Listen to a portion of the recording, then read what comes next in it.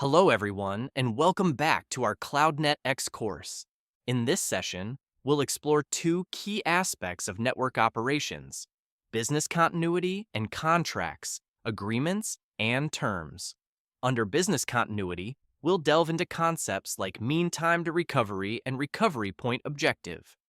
On the agreement side, we'll uncover the importance of service level agreements, key performance indicators, and other contractual terms that govern network operations and partnerships.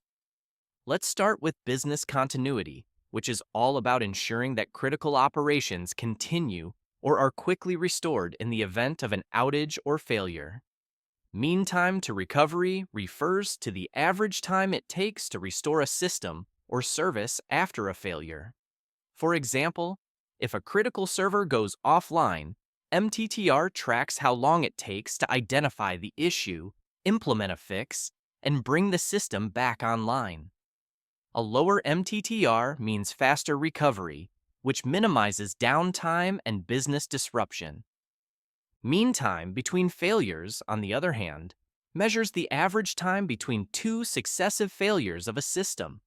This metric helps predict the reliability of hardware or software and is essential for planning maintenance schedules.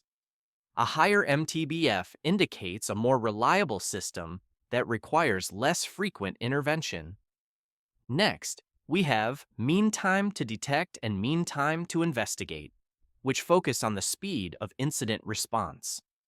MTTD measures how quickly an organization can detect an issue or anomaly, such as unusual traffic patterns or hardware malfunctions.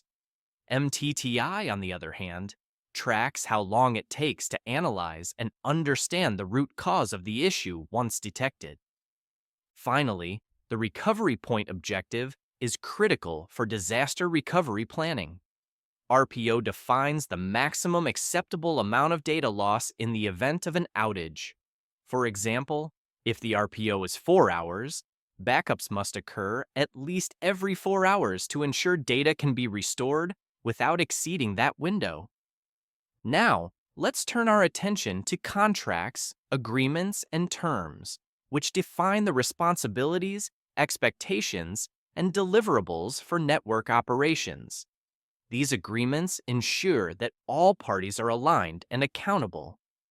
A memorandum of understanding is a non-binding agreement that outlines the roles and responsibilities of the involved parties. While it doesn't carry the legal weight of a contract, it serves as a foundational document that establishes a mutual understanding of objectives. A master service agreement is a more formal contract that governs the overall terms of engagement between a service provider and a client. It sets the stage for future work by defining the legal terms, scope of services, and dispute resolution mechanisms. When it comes to measuring performance, key performance indicators play a crucial role. KPIs are quantifiable metrics that track the performance of a service or system.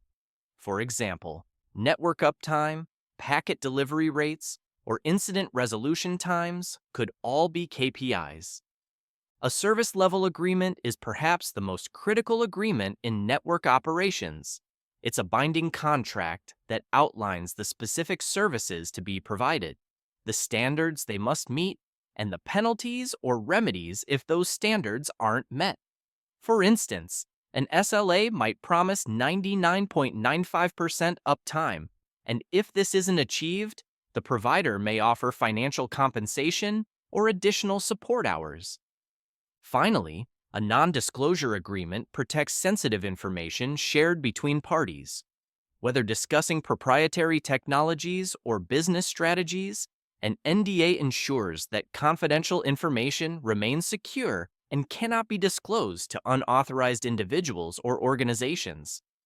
In summary, operating and maintaining a network environment involves both technical readiness and clear contractual agreements.